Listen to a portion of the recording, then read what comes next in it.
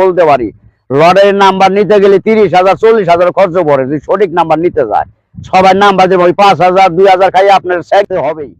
সম্মানিত দর্শক, আসসালামু আলাইকুম। আপনারা সবাই কেমন আছেন? আশা করি ভালোই আছেন। আজ আমরা নিয়ে আসলাম একজন অভিজ্ঞ কবিরাজ আকবর মিয়া।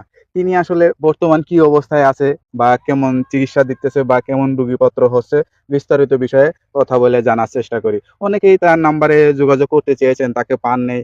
অনেকে বলছেন নতুন করে ভিডিও করতে।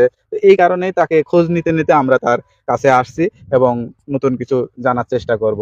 ভাই আসসালামু আলাইকুম। ওয়ালাইকুম সালাম। কেমন আছেন আপনি? আল্লাহর রহমতে আমি অনেক ভালো আছি। ভালো আছেন? হ্যাঁ। আপনারা তো আসলে মানুষ অনেকেই খুঁজে পাচ্ছে না। অনেকেই মানে আসলে পুরাপুরি ভিডিওটা দেখে না, হয়তো নাম্বারটা কারণে পায় না। তা আপনাকে কি কোনো যোগাযোগ করার জন্য বা কেউ কি বলে যে আপনার সাথে মানে যোগাযোগ করতে চায় বা চিকিৎসা নিতে চায় বা এরকম প্রতারিত হয়েছে, এরকম কোনো ধরনের কথা বলে? বলে অনেকজনে বলতেছে। অনেকজনে বলতেছে। হ্যাঁ, যে আপনি আর একটা ভিডিও ছাড়েন, নাম্বার দিয়ে আমরা ওই নাম্বারে চিকিৎসা নেব। আচ্ছা, আচ্ছা।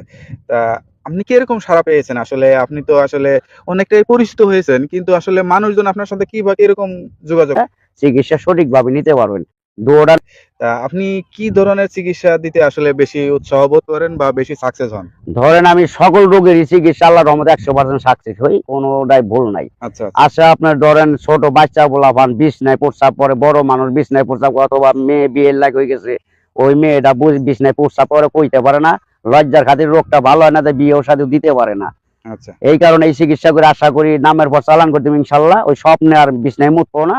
ওই স্বপ্নে আপনার ভূতে আইসা মুতবার কথা অথবা জিনিস আইসা দেখা দেয়, ডরে বরে মুইতা দেয়। যেটাকে বলা হয় হ্যাঁ, স্বপ্ন দোষ আর কি, স্বপ্ন বা দোষ। স্বপ্নের বিভিন্ন